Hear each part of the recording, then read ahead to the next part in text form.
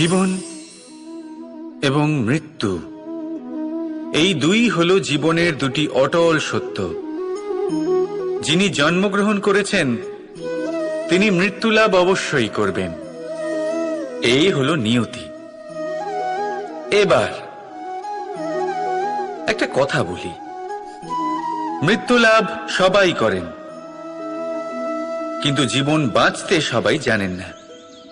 সারা জীবন কেটে যায় কিন্তু জীবন ভালো করে বাঁচতে পারেন না, বুঝতেই পারেন না কি করা উচিত। জীবন বাঁচলেও কিভাবে বাঁচবেন? যদি বাঁচেন তাহলে বাঁচুন সেই প্রদীপের মতো, যে নিজের শিখা দিয়ে অসংখ্য প্রদীপকে জ্বালিয়ে তুলতে পারে, যে নিভে যাবার আগেও অন্ধকারের সাথে লড়তে থাকে। হয়তো সেই জন্যই যেখানে প্রদীপ রাখা হয় সেই জায়গাকে পুজো করা হয়, সেই স্থানকে পবিত্র মানা হয়। একটা কথা ঠিক, মৃত্যু সবার হবে, সে আমি হই, সে আপনি হন বা অন্য কেউ হোক। একদিন এই সংসার থেকে চলে যেতেই হবে। কিন্তু আপনি এই জীবনে কি করেছেন সেটাই হলো গুরুত্বপূর্ণ। আর যিনি জীবন বাঁচতে শিখেছেন তিনি মৃত্যুর পরেও জীবিত থাকেন, তিনি অমর হয়ে যান। আপনিও এটাই করুন আর আমার সাথে ভালোবেসে বলুন, রাধা রাধা। সকলে বলেন এবং আমিও বলি যে মানুষ যেমন সঙ্গে মেলামেশা করেন সেরকমই তার স্বভাব হয়ে যায়। এ হলো সত্য, কিন্তু এটা হলো অর্ধ সত্য। হ্যাঁ, বৃষ্টির ফোঁটা যখন সাপের মুখে যায় তখন তা বিষে পরিণত হয়, তাই যখন ঝিনুকের মধ্যে যায় তখন তা মুক্ততে পরিণত হয়। কিন্তু কোনো ব্যক্তির স্বভাব, এ হলো অত্যন্ত গুরুত্বপূর্ণ। কোনো এক ফুলের কথা ভাবুন, সেই ফুলের সাথে জড়িত সেই কাঁটাগুলোর কথা ভাবুন। সহস্র বছর ধরে সেই কাঁটা ফুলের সাথেই লেগে রয়েছে, কিন্তু আজও সেই বিধেই যায়, সেই যন্ত্রণাই দেয়, সুবাস ছড়ায় না। কেন? কারণ বিধে যাওয়া কাঁটার স্বভাব হয়। এটা বোঝেনি। সর্বপ্রথম নিজের মনের ভাবকে বদলাতে শিখুন, তারপরই আপনার সঙ্গের প্রভাব পাল্টাতে পারে। আর যদি আপনি এরকম করেন তাহলে আপনার জগৎ প্রশান্তিতে ভরে যাবে। তাহলে আসুন আমার সাথে ভালোবেসে বলুন, রাধা রাধা। আমরা মানুষেরা কি অদ্ভুত, তাই না? যখন ভুল আমরা করি তখন আমরা চাই আপোষ করে নিতে। এই ভুলই যদি অন্য কেউ করে তখন আমরা চাই ন্যায় হোক। কেন? একই পরিস্থিতিতে দুই রকম আচরণ কেন? দেখুন, যদি আপোষ, ন্যায়, প্রতিকার বা প্রতিঘাতের বদলে আমরা শুধু এবং শুধুমাত্র প্রেম দিয়ে ভরিয়ে তুলি, তাহলে না আমাদের আপোষ করে নেবার আশা থাকবে, না ন্যায় পাবার আকাঙ্ক্ষা। কারণ মানুষ আপোষ বা ন্যায় তখনই চান যখন কিছু নেবার থাকে, কিন্তু প্রেমে তো সবকিছু অর্পণ করে দেওয়া হয়। মনে রাখবেন, সব থেকে বড় আপোষ আর সব থেকে বড় ন্যায় শুধুমাত্র ভালোবাসা। তাহলে আসুন আমার সাথে ভালোবেসে বলুন, রাধা রাধা। যে কোনো বস্তুর বা প্রাণীর আকার, স্থিতি, পরিস্থিতি বা শক্তি দেখে আপনি কি তার ক্ষমতার অনুমান করতে পারবেন? কখনোই না। আসুন আমি আপনাকে উদাহরণ দিই একটা তলোয়ারের। সেই তলোয়ার যার দ্বারা আপনি অনেক বড় বড় যুদ্ধ জেতেন, বড় বড় রাজাদের পরাস্ত করতে পারেন। এবার আপনি যদি এই তলোয়ার কাউকে দেখিয়ে তার থেকে তার বস্ত্র ছিনিয়ে নেন, তাহলে দেখবেন যখন সেই বস্ত্র ছিঁড়ে যায় তখন একটা ছোট্ট সূচি চমৎকার করতে পারে। তখন এই তলোয়ার কোনো কাজে লাগবে না। সেইভাবেই একটা মাছ কখনো বনে গিয়ে শিকার করতে পারে না, আর সেইভাবেই সিংহ জলের রাজা হতে পারে না। প্রত্যেকের নিজের নিজের দুর্বলতা রয়েছে, প্রত্যেকের নিজের নিজের শক্তি রয়েছে।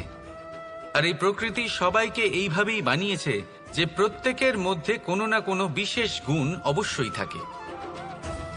তাই যদি আপনি নিজের মধ্যে বা অন্যদের মধ্যে শুধুই দোষ দেখতে পান তাহলে একটু উপর থেকে দেখুন। সবার মধ্যে বিশেষ গুণ খুঁজে দেখতে শুরু করুন। আপনি বুঝবেন আপনি নিজেও কত বিশেষ আর অন্যরাও কত বিশেষ। আপনি বুঝবেন এই সংসার, এই প্রকৃতি হলো কতটা বিশেষ। তাহলে আসুন আমার সাথে ভালোবেসে বলুন, রাধা রাধা। আপনাকে একটা প্রশ্ন জিজ্ঞাসা করি, জল কোথায় কোথায় পাওয়া যায়? কেউ বলবেন সাগরে, কেউ বলবেন ঝর্ণাতে, সরোবরে, নদীতে। আর এই সবকটা উত্তরই সঠিক। আর এদের মধ্যে সবকটা জায়গাতেই কি পাওয়া যায়? জল।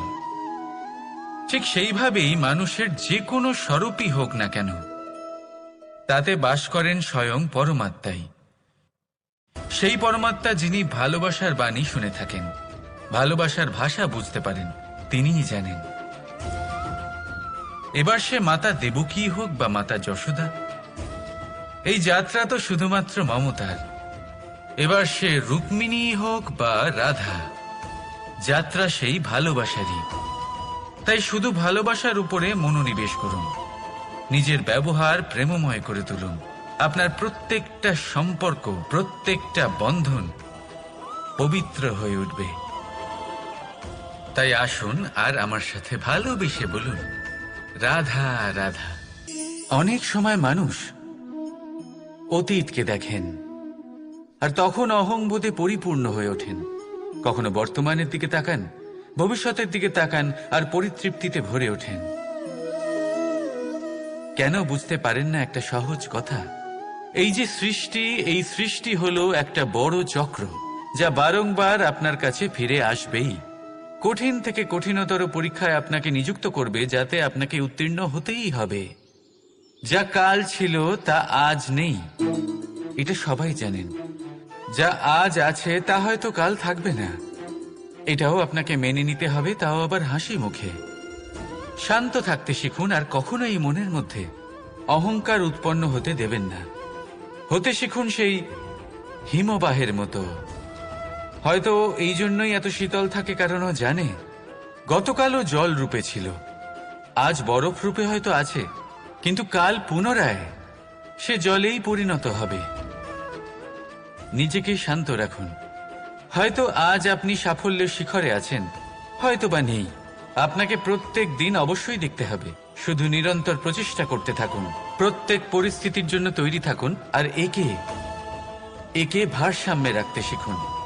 আপনার কাল হোক, আজ হোক বা আগামীকাল, আপনার ভালো দিন হোক বা খারাপ দিন, সব পবিত্র হয়ে যাবে।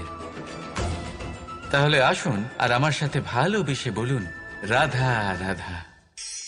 আপনি কখনো ময়ূরকে নৃত্য করতে দেখেছেন? কথায় আছে যে যখন ময়ূর নৃত্য করে তখন তার চোখ থেকে অশ্রু ঝরে পড়ে। সেখানেই অন্যদিকে আছে হাঁস। কথায় আছে যে এরা নাকি মৃত্যুর সময়ও কলরব করে, অর্থাৎ গান গায়। হয়তো সেই জন্যই মুক্তোর দানা হাঁস খুঁজে পায়, ময়ূর পায় না। এর একটাই সারমর্ম, জীবনে আপনি যে কাজই করুন, সে বড় হোক বা ছোট, প্রসন্নতার সাথে করুন। মনে কোনো তিক্ততা নিয়ে করবেন না, তাকে কষ্ট দিয়ে করবেন না। যদি এই বিষয়ে আপনাকে কোনো উদাহরণ দিই, তাহলে বলি একজন চিত্রকারকে দেখুন। চিত্রকার নিজের ছবি যে রং দিয়েই ভরিয়ে তোলেন, সেই রঙই প্রতিচ্ছবি হয়ে তার শিল্পকে রঙিন করে তোলে। তাই মনে রাখবেন, প্রসন্নতার সাথে যে কাজই করবেন তা অত্যন্ত ভালো হবে। আসুন আমার সাথে ভালোবেসে বলুন, রাধা রাধা।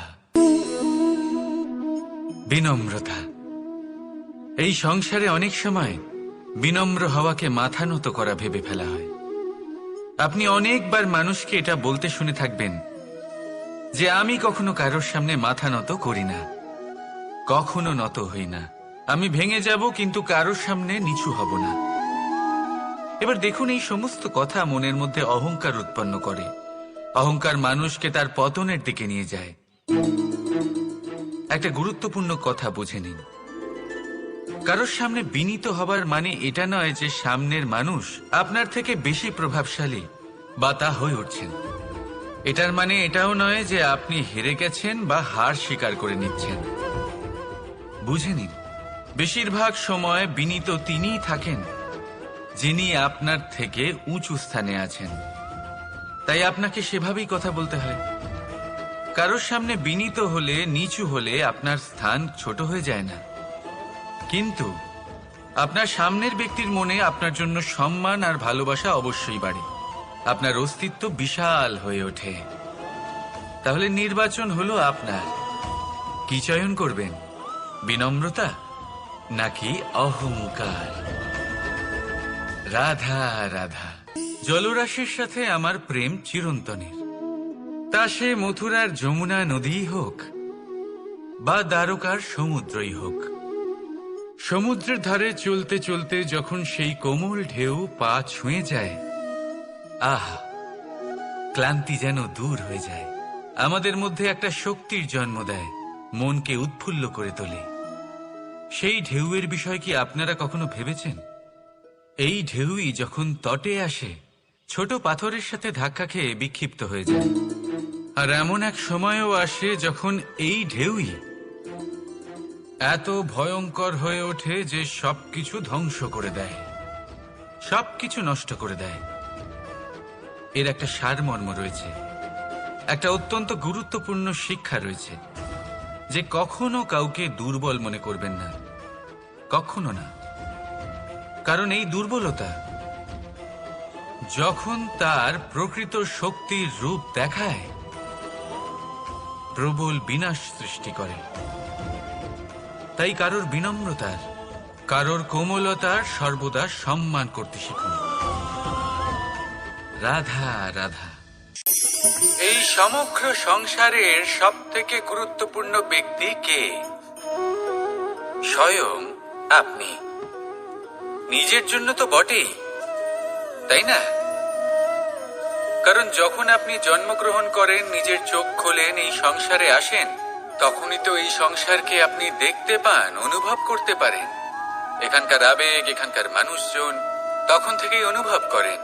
যদি আপনি না থাকেন, তাহলে এই সংসারের অস্তিত্ব আপনার কাছে শূন্যের সমান, তাই না? আপনি না থাকলে এই সংসারও আপনার কাছে নেই। এবার সবাই বলবেন যে এ তো সত্যি কথা, সেই অনুযায়ী তো আমার স্বার্থপর হওয়া উচিত, অহংকারী হওয়া উচিত, কারণ আমার কাছে আমিই তো সবকিছু। দৃষ্টিভঙ্গি পাল্টে দেখুন। আপনার কাছে সব থেকে বেশি গুরুত্বপূর্ণ ব্যক্তি কে? আপনি নিজেই। সেই মানুষটি কেমন হওয়া উচিত একটু ভেবে দেখুন। সবসময় সকলকে সাহায্য করুন, একসাথে মিলে পরিশ্রম করুন, সাহায্য করুন অন্যদেরকে। এটা অতি আবশ্যক। এবং তার থেকেও বেশি গুরুত্বপূর্ণ হলো এটাই যে আপনার মনে যেন কখনো এই বিষয়ে ভয় না থাকে যে আমি আমার প্রিয়জনদের, আমার কাছের মানুষগুলিকে হারিয়ে ফেলব। এই ভয় কখনোই মনের মধ্যে থাকা উচিত নয়। যদি ভয় থাকে তাহলে থাকুক এই বিষয়ে যে সকল মানুষ আমার জীবন থেকে, আমার থেকে দূরে চলে যাচ্ছেন, তাদের বাধা দিতে দিতে আমি যেন নিজেকেই না হারিয়ে ফেলি, নিজের অস্তিত্বকেই না হারিয়ে ফেলি, নিজের ব্যক্তিত্বকে, নিজের বিচারধারাকে, নিজের করুণার শক্তি না হারাই। তাহলে এই ভয় ত্যাগ করুন আর আমার সাথে ভালোবেসে বলুন, রাধা রাধা। মানুষের জীবনে দুই ধরনের আবেগ থাকে যা চিরকাল তার সাথে বসবাস করে। প্রথম, স্বপ্ন। দ্বিতীয়, অজুহাত। মানুষ হাজার হাজার স্বপ্ন দেখতে পারে। আমাকে এই কাজ করতে হবে, আমাকে ওখানে ঘুরতে যেতে হবে, আমায় জীবনে এই অসম্ভব কাজ বাস্তবায়িত করে দেখাতে হবে, আদি ইত্যাদি। এবার ঠিক যেমন স্বপ্ন দেখেন, সেইভাবে অজুহাতও খুঁজে নিয়ে আসেন। আমি এই স্বপ্ন পূরণ করতে পারলাম না, কারণ আমাকে কেউ সাহায্যই করলো না, কারণ আমি দুর্বল হয়ে পড়েছিলাম, কারণ আমার কাছে সময়ই ছিল না, আদি ইত্যাদি। এবার সাফল্য এবং অসফলতার মাঝখানে এই ধরনের সংঘর্ষ হতে থাকে। সাফল্য তখন লাভ করা সম্ভব যখন আপনার স্বপ্ন আপনার অজুহাতের থেকে অনেক বড় হয়। আর অসফলতা তখন পাবেন যখন আপনার অজুহাত আপনার স্বপ্নের থেকে অনেক বড় হয়। আপনি যদি সাফল্য লাভ করতে চান তাহলে চেষ্টা করতে থাকুন, পরিশ্রম করুন। যদি অসফল হন তাহলে ভয়ভীত হওয়ার কোনো প্রয়োজন নেই। নিজের ভুল বুঝুন, তাকে শুধরে নিন, আবার চেষ্টা করুন। কিন্তু যদি নিজের জীবনে অজুহাত নিয়ে আসেন তখন স্বপ্ন কখনো পূরণ হবে না। আসুন আমার সাথে ভালোবেসে বলুন, রাধা রাধা। এমন কিছু রয়েছে মানুষের মনে, তাদের জীবনে, এমন এক আবেগ যা সর্বজন বিদিত, যা সবাই জানেন যে উপস্থিত আছে। সেটাকে আমরা সমস্যা বলে থাকি। এমনিতে আমরা সকলেই জানি যে এমন কোনো গৃহ নেই যেখানে মৃত্যুর ছায়া পড়েনি, এমন কোনো বৃক্ষ নেই যার দ্বারা ওষুধ তৈরি সম্ভব নয়, এমন কোনো অন্ন নেই যা সময়ের সাথে বিষ বা অমৃতে পরিণত হতে পারে। এবার এই সমস্যাগুলি কোনো ব্যক্তির জন্য সমস্যা হতে পারে, কিন্তু নিজে থেকে এরা কোনো সমস্যাই নয়। এরা আসে আমাদের সাহায্য করতে, আমাদের কিছু শেখাতে। আপনি নিজেই দেখুন, পর্বতের শিখর থেকে কোনো এক পাখি পড়ে গিয়ে নিজের প্রাণ ত্যাগ করলো। সেটা কখন সম্ভব? যখন সেই পাখি ওড়ার চেষ্টাই করে না। তখন যখন কোনো ব্যক্তি জলে পড়ে যান এবং ডুবে গিয়ে নিজের প্রাণ হারান, এর সম্ভাবনা কখন বেশি থাকে? যখন সেই ব্যক্তি সাঁতার কাটার চেষ্টাই করেন না। তখন এই সমস্যা প্রত্যেকের জীবনে থাকবেই, কিন্তু এটা মনে রাখা প্রয়োজনীয় যে কোনো সমস্যা পরিস্থিতির কারণে সমস্যা হয়ে ওঠে না। এই পরিস্থিতি যখন আমাদের সামনে আসে আমাদের তা কঠিন মনে হয়, আমরা নতমস্তক হয়ে পড়ি, ভয়ভীত হয়ে পড়ি, তার সম্মুখীন হতে পারি না। তখন তা সমস্যার রূপ নেয়। দৃঢ় হয়ে দাঁড়িয়ে থাকুন সাহসের সাথে, এই পরিস্থিতিগুলির সম্মুখীন হন। দেখবেন সমস্যা কখন সাফল্যে পরিণত হবে আপনি জানতেই পারবেন না। আসুন আমার সাথে ভালোবেসে বলুন, রাধা রাধা। দীপাবলি আমাদের সবথেকে বড় উৎসব। শ্রীরাম রাবণকে পরাস্ত করে 14 বছরের বনবাস কাটিয়ে আবার অযোধ্যায় ফিরে এলেন অমাবস্যার রাত্রে। অযোধ্যায় সবাই খুব প্রসন্ন ছিলেন, খুবই উৎসাহিত ছিলেন। অযোধ্যায় সহস্র প্রদীপ প্রজ্বলিত করা হয়েছিল এই উৎসবে। একে আমরা দীপাবলি বলে থাকি। এবার এই বিষয়ে আমরা সকলে জানি। আপনি কি এটা জানেন যে শ্রীরাম বাস্তবে অমাবস্যার এক রাত আগেই অযোধ্যায় পৌঁছে গেছিলেন?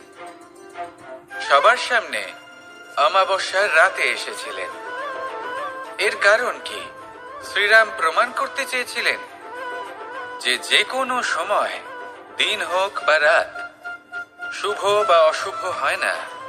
শুভ অশুভ কিছু থাকলে তা হলো মানুষের চিন্তা, তার ভাবনা, তার নির্বাচন আর তার কর্ম।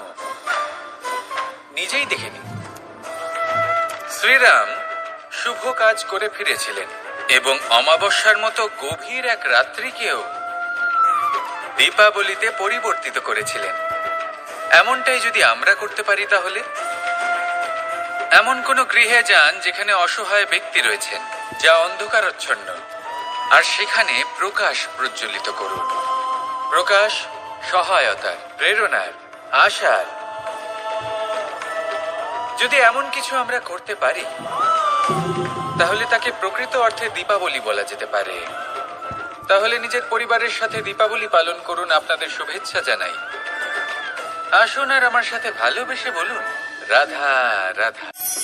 মানুষের জীবনে দুই ধরনের আবেগ থাকে যা চিরকাল তার সাথে বসবাস করে। প্রথম, স্বপ্ন। দ্বিতীয়, অজুহাত। মানুষ হাজার হাজার স্বপ্ন দেখতে পারে।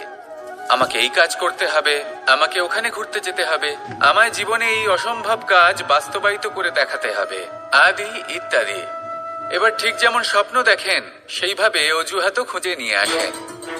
আমি এই স্বপ্ন পূরণ করতে পারলাম না, কারণ আমাকে কেউ সাহায্যই করল না, কারণ আমি দুর্বল হয়ে পড়েছিলাম, কারণ আমার কাছে সময়ই ছিল না, আদি ইত্যাদি। এবার সাফল্য এবং অসফলতার মাঝখানে এই ধরনের সংঘর্ষ হতে থাকে। সাফল্য তখন লাভ করা সম্ভব যখন আপনার স্বপ্ন আপনার অজুহাতের থেকে অনেক বড় হয়। আর অসফলতা তখন পাবেন যখন আপনার অজুহাত আপনার স্বপ্নের থেকে অনেক বড় হয়। আপনি যদি সাফল্য লাভ করতে চান তাহলে চেষ্টা করতে থাকুন, পরিশ্রম করুন। যদি অসফল হন তাহলে ভয়ভীত হওয়ার কোনো প্রয়োজন নেই। নিজের ভুল বুঝুন, তাকে শুধরে নিন, আবার চেষ্টা করুন। কিন্তু যদি নিজের জীবনে অজুহাত নিয়ে আসেন তখন স্বপ্ন কখনো পূরণ হবে না। আসুন আমার সাথে ভালোবেসে বলুন, রাধা রাধা। এই সংসারের সব থেকে কঠোর ধাতুর মধ্যে একটি হলো লোহা। লোহা দিয়ে আমরা অনেক অস্ত্র শস্ত্র লাভ করি, অনেক বস্তুও লাভ করি। এবার এই লোহাকে কাটার জন্য, একে কোনো আকার দেওয়ার জন্য কি প্রয়োগ করতে হয়? লোহা। এবার এই কথাটা আমরা সকলেই জানি যে লোহার দ্বারাই লোহাকে কাটতে হয়। এবার এই কথা আমি আপনাকে কেন বলছি? এরপরে খুব বড় একটা প্রশ্ন আসে যা খুব বড় শিক্ষা দিয়ে যায়। এটা কেন হয় যে আমরা একটা লোহা দিয়ে একটা লোহাতে আঘাত করছি, কিন্তু যে লোহা দ্বারা আঘাত করছি তার আকার বদলাচ্ছে না, যার ওপর প্রহার করছি তার আকার বদলাচ্ছে? এতে পার্থক্যটা কোথায়? পার্থক্য হলো তাপমাত্রার। দেখুন, যে লোহাকে আমরা কাটতে চাই তার তাপমাত্রা বাড়াতে হয়, তাকে গরম করতে হয়। আর যে লোহা দ্বারা আমরা আঘাত করতে চলেছি সেই লোহা আমাদের ঠান্ডা রাখতে হয়। অর্থাৎ ঠান্ডা লোহা গরম লোহাকে কেটে দেয়। এবার এই শিক্ষা কি আমাদের জীবনে যথেষ্ট নয়? আমাদের জীবনে অনেক সমস্যা আসতে পারে, কিন্তু আমাদের এই বিষয়ে বিশেষ খেয়াল রাখতে হবে যে আমাদের মনকে আমরা যেন ঠান্ডা রাখি, এই মস্তিষ্ককে শান্ত রাখতে হবে। যদি আমরা ক্রোধ বা ঈর্ষার আগুনে জ্বলতে থাকি, বিদ্বেষের আগুনে জ্বলতে থাকি, তাহলে আমরাও সেই লোহার মতোই হয়ে যাব যার তাপমাত্রা অত্যন্ত বেশি। তখন যে কেউ এসে আমাদের বিচ্ছিন্ন করে চলে যাবে। মনে রাখবেন, যিনি যত বেশি স্থির বুদ্ধির অধিকারী, যিনি হলেন সব থেকে বেশি শান্ত, তিনি হলেন সব থেকে বেশি বলশালী। তাহলে শান্ত থাকুন আর আমার সাথে ভালোবেসে বলুন, রাধা রাধা। মানুষ কখনো কখনো সময়কে নিয়ন্ত্রণ করতে চেষ্টা করে, কখনো কখনো সময়ের গুরুত্ব বুঝতে পারে না। এটা ভাবে যে এই কিছু মুহূর্ত কেটে যাক, একে অতিবাহিত করি, তাহলে কি বা হবে? কয়েকটা মুহূর্ত মাত্র। কিন্তু তা নয়। আজকের একটা মুহূর্ত ভবিষ্যতের অনেক বড় পরিবর্তনের ভিত হতে পারে। আজকের একটা মুহূর্ত আপনার ভবিষ্যৎকে উজ্জ্বল করে তুলতে পারে। সেই জন্য ছোট ছোট মুহূর্তগুলিকে অদেখা করবেন না। সময়কে কাজে লাগান, পূর্ণরূপে কাজে লাগান। এবার যদি আপনি কাউকে সাহায্য করতে চান আর সেই কারণেই যদি থেমে থাকেন, তাহলে ঠিক আছে, কারণ আপনি কাউকে সাহায্য করে তার জীবনকে আরো ভালো করে তুলতে চাইছেন, আরো শ্রেষ্ঠ করতে চাইছেন। এই পুণ্য, এই কর্ম ফিরে আপনার কাছেই আসবে আর আপনার জীবনকে শুভ করে তুলবে। কিন্তু যদি আপনি আলস্যের কারণে থেমে থাকেন এবং কিছুই না করেন, সময় নষ্ট করেন, তাহলে কিন্তু একটাই ঘটনা ঘটবে, আপনার ভবিষ্যৎ বিপদগ্রস্ত হয়ে পড়বে, আর কিছুই নয়। সেই জন্য এটা বোঝা প্রয়োজন যে কখন থামতে হবে এবং কেন থামতে হবে। যদি আপনার থামার কারণ এবং সময় অনুচিত হয়ে থাকে, তাহলে আপনার ভবিষ্যৎ কখনোই উচিত হতে পারে না। সেই জন্য সময়কে সম্মান করুন আর পূর্ণ ব্যবহার করতে শিখুন। আর আমার সাথে ভালোবেসে বলুন, রাধা রাধা। জীবনে সবসময় সেটা হয় না যা আমরা চাই, তেমন ভাবে হয় না যেমন ভাবে আমরা চাই। এবার তাতে আমরা দুঃখ পাই, নিরাশ হয়ে পড়ি, ভাগ্যকে দোষ দিই অথবা অন্য কাউকে বা নিজেকে। কিন্তু সত্যটা কি সেটা আমাদের জানতে হবে। এই সংসার নির্মিত হয়েছে পাহাড় দ্বারা এবং পাথর দ্বারা, তাই প্রত্যেক স্থানে ছোট ছোট ছোট ছোট নুড়ি পাথর তো অবশ্যই থাকবে। এগুলো এড়িয়ে যাওয়া সম্ভব নয়, আর এই কথাটা আমরা সকলে জানি। এবার এইভাবেই আমাদের জীবনে নানান রকমের সমস্যা লেগেই থাকে। এর হাত থেকে কোনোভাবেই নিস্তার পাওয়া সম্ভব নয়। একটা সমস্যা এড়াতে যান, দ্বিতীয় চলে আসবে, দ্বিতীয় সমস্যা এড়াতে যান, তৃতীয় চলে আসবে। কিন্তু সমস্যা জীবনে থাকবেই, আর আপনাকে সাহায্য করার জন্যই থাকবে কোনো না কোনো রূপে। আপনার চারপাশে পাথর আছে, এটা আপনার উপর নির্ভরশীল আপনি কি করবেন, কোন পথে অগ্রসর হবেন এবং কিভাবে অগ্রসর হবেন। এবার দেখুন, এটা তো সবসময় সম্ভব নয় যে আপনার পদতলে ফুলের চাদর থাকবে, এটা তো অসম্ভব। সেই জন্য উচিত এটাই হবে যে আপনি পাদুকা পরিধান করে জীবনে অগ্রসর হন। এর সারমর্ম এটাই, যখনই জীবনে সমস্যা আসবে দৃঢ় হয়ে সম্মুখীন হন এবং এটা বোঝার চেষ্টা করুন যে এই সমস্যা জীবনে কেন এলো, কি শিক্ষা দিয়ে গেল। আপনার মধ্যে দোষ অবশ্যই থাকবে, তাকে গুণে পরিবর্তিত করুন। এই জীবন আরো বেশি সহজ সরল হবে এবং প্রসন্ন হয়ে বলবে, রাধা রাধা। মানুষের দুটো রূপ রয়েছে, এক আমাদের এই মুখ যা শুধুই চোখে দেখা যায়, আর দ্বিতীয় আমাদের এই মন যা শুধুমাত্র অন্তরাত্মা দ্বারা দেখা যায়। এবার আমাদের এই মুখ তা ঈশ্বর সকলকেই আগে থেকেই প্রদান করেছেন, কিন্তু এই মন কেমন হবে তা আমাদের জীবনের অনুভূতি এবং আমাদের জীবনের লক্ষ্য এগুলি সুনিশ্চিত করে। অর্থাৎ নেত্র দিয়ে দেখা যায় আমাদের এই মুখ, তা শুধুই এই কারণে প্রয়োজন যাতে সংসার আমাদের দেখতে পায়, আমাদের চিনতে পারে। কিন্তু যদি এই সংসারে আপনি প্রকৃত অর্থে মান সম্মান লাভ করতে চান, তাহলে নিজের অন্তরাত্মাকে আপনাকে বিকশিত করতেই হবে। দেখুন, কথায় আছে এই যে অসুর, তা শারীরিকভাবে উপস্থিত নয়, তা মনের মধ্যে থাকে। যদি এই মন থেকে অসুরকে বের করে দেওয়া যায়, তাহলে শরীরে তা উপস্থিত থাকবেই না। তাই মনকে শুদ্ধ করুন আর আমার সাথে ভালোবেসে বলুন, রাধা রাধা। পরিশ্রম, এই শব্দগুলি শুনতে হয়তো ছোট মনে হয়, কিন্তু এর মূল্য অনেকটাই অধিক। এবার প্রয়াসও কিন্তু দুই ধরনের হয়। একটা প্রয়াস তাই যা আমরা নিজের মন থেকে, অন্তর থেকে সমগ্র শক্তি দিয়ে করার চেষ্টা করি। এবারে এই প্রয়াস প্রচেষ্টার নামান্তর। কিছু প্রয়াস এমন হয় যেমন দ্রুতক্রীড়া খেলা। মানুষ বলেন, আজ একটু প্রয়াস করি, একটু দ্রুতক্রীড়া খেলেই দেখি, যদি বিজয়ী হই তবে ভালো ব্যাপার, যদি না হই তবে আর কখনো খেলবো না।